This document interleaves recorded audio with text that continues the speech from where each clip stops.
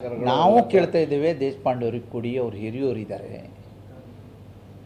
ಅಂದರೆ ನಾವು ಅವ್ರಿಗೆ ಸಪೋರ್ಟ್ ಮಾಡ್ತಾ ಇದ್ದೇವೆ. ಕೇಳಿ ಅವ್ರಿಗೆ ಆಗಬಾರ್ದು ಅಂದ್ರೆ ಯಾರು ಹೇಳ್ತಾರೆ? ಅಲ್ಲ ಅವರಲ್ಲ, ಸಾಕಷ್ಟು ಜನ ಹಿರಿಯ ನಾಯಕರುಗಳು ಇವಾಗ ನಾನೇ ಹೇಳ್ತಾ ಇದ್ದೇನೆ ರೀ, ಅವರು ಹಿರಿಯೋರು ಇದ್ದಾರೆ, ಅವ್ರಿಗೆ ಕೊಡಬೇಕು ಅಂದೇಳಿ ನಾನೇ ಹೇಳ್ತಾ ಇದ್ದೀನಿ. ಕೊಡಬಾರ್ದು ಅಂದೇಳಿ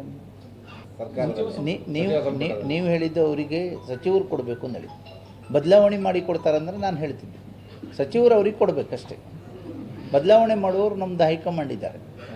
ಸಚಿವ ಸಂಪುಟದಲ್ಲಿ ಆರ್ ವಿ ದೇಶಪಾಂಡೆ ಅವರಿಗೆ ಸಚಿವರು ಮಾಡೋದು ಯೋಗ್ಯ. ಅದೇ ಒಂದು ಸೀಟು ಖಾಲಿ ಇದೆ, ನಾನು ಸಪೋರ್ಟ್ ಮಾಡ್ತೀನಿ. ನಮ್ಮ ಜಿಲ್ಲೆಗೆ 2 ಜನ ಮಂತ್ರಿ ಇದ್ದಾರೆ, ಇನ್ನೂ ಹಿರಿಯ ನಾಯಕರು ಬೇರೆ ಬೇರೆ ಇದ್ದಾರೆ.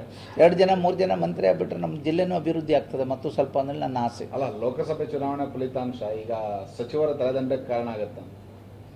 30 ವರ್ಷವರೆಗೆ ಯಾರ್ದು ಆಗ್ದಂಗೆ ಇಲ್ಲಪ್ಪ ಇಲ್ಲಿ. ಅಲ್ಲ ಇಲ್ಲಲ್ಲ